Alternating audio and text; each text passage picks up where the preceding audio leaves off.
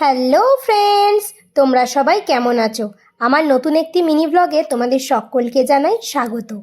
আর তার সাথে সাথে তোমাদের সকলকে রথযাত্রার অনেক অনেক শুভেচ্ছা। জয় জগন্নাথ। চলে এসেছিলাম চন্দননগরের রথযাত্রা দেখতে। তো এসেই মেলার মেন আকর্ষণ হচ্ছে জিলিপি আর পাঁপড় ভাজা। তাই পাঁপড় ভাজা হচ্ছে দেখেই দাঁড়িয়ে পড়লাম, 2-3টে পাঁপড় কিনে নিলাম। আর তার পাশেই মাখা হচ্ছিল আলু কাবলি, দেখে আর লোভ সামলাতে পারলাম না, সেটাও নিয়ে নিলাম।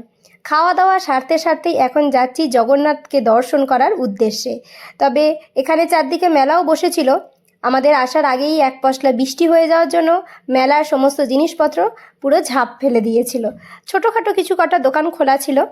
আর রাস্তায় যেতে যেতে বেশ অনেকগুলো রথ দেখতে পাচ্ছি। এগুলো চন্দননগরের বেশ কয়েকটা মন্দির থেকে বেরোয়, বাড়ি থেকেও বেরোয়। এই সব যে রথগুলো বেরিয়েছে, এখান থেকেও আমরা বেশ প্রসাদ পেলাম, বোঁদে, লাড্ডু, লুচি, বাতাসা। তো বেশ ভালো লাগছিল, আর সবাই খুব মজা করছিল, আনন্দ করছিল, সাথে রথও টানছিল। তারপরে আস্তে আস্তে যে রথের পুজোর জন্য এখানে প্রসাদ বিতরণ হচ্ছিল, প্রসাদে ছিল লুচি, মিহিদানা আর মালপোয়া। সেগুলো এখন হাতে চলে এসেছে। এটাই খেতে খেতে এবার বড় রথ দেখার উদ্দেশ্যে যাচ্ছি। সন্ধেও অনেকটা হয়ে গেছে, রথটা অনেক দূরই এগিয়ে গেছে। ফাইনালি সেই রথের দেখা পেলাম।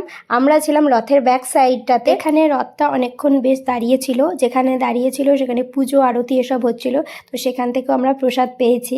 আর এখানে যে এত ভিড় দেখা যাচ্ছে, আমরা সামনে এগোতেই পারছিলাম না। তারপরে যখন রথ টানা শুরু হলো, তখন সাইড দিয়ে গিয়ে সামনে থেকে জগন্নাথ প্রভুকে দর্শন করলাম। দেখে পুরো মন ভরে গেল। আর দেখছো ভিড়টা কেমন হচ্ছে, রথ টানার জন্য পুরো আলাদা লেভেলেরই একটা ভিড় ছিল। ভিডিও তোমাদের কেমন লাগলো অবশ্যই কমেন্ট করে জানিও। আর তোমরা রথের দিনটা কিভাবে কাটিয়েছো সেটাও জানিও। আজকের মতো ভিডিও এখানেই শেষ করছি। পরবর্তী ভিডিও নিয়ে খুব তাড়াতাড়ি তোমাদের সাথে দেখা হবে। আর ভিডিও শেষে বেশ কয়েকটা ফটো তোমাদের সাথে শেয়ার করে নিলাম। আজকের মতো এখানেই শেষ করছি।